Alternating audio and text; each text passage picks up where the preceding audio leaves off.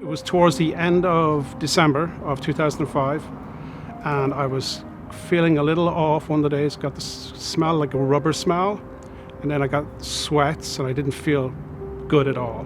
I knew there was something wasn't right, and it was a few days it was going on for her, and then one of the days I was kind of ignoring it. I didn't quite know what they were, but I guess they were seizures. So one day, it was New Year's Eve 2005, my left hand swelled up when I got the smell, and I went to an urgent care, and the doctor there said, I think you should go get an MRI as soon as possible. So I brought in the scan with me, and they looked at that, and then we did a spinal tap on New Year's Eve. They checked that. They couldn't quite determine what it was. And then I was there for a week, and then they had a neurosurgeon, and he said, I think it might be a tumor, but it wasn't 100%. I had no definitive answers as to what the condition. They couldn't diagnose it.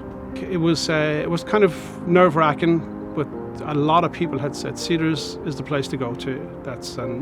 So I sent in my disc. They had it reviewed, and then once I got there, I met Dr. Chu. It was just a weight of the world taken off me. He was so calm. He was so optimistic.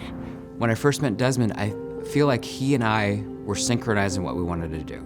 That a couple of other neurosurgeons had seen him and not offered surgery, and here he is thinking, I've had seizures and I have a 5 to 6 centimeter thing in my head that doesn't belong there.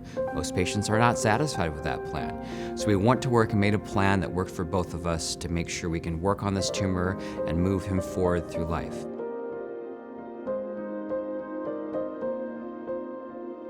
I had a grade 3 anaplastic astrocytoma. 3 to 5 years would be the lifespan. So grade 3, that was kind of scary. I'm like, oh God. But the process of how Dr. Chu explained it and went through it with me, that there's a medicine we can use, we can take care of with radiation and chemo.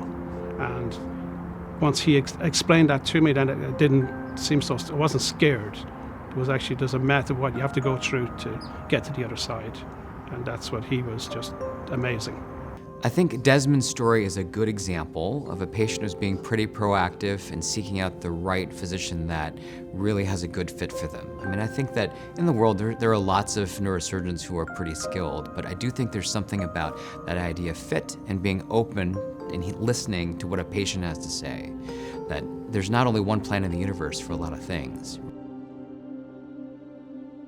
When I look back over the last 15 years, how great was it? We had kids, we had twin boys, and myself and Colleen got married, and then life is just, that dark place disappeared because of the experience with Cedars and Dr. Chu. Because I got a chance to get a second chance, which was an amazing experience.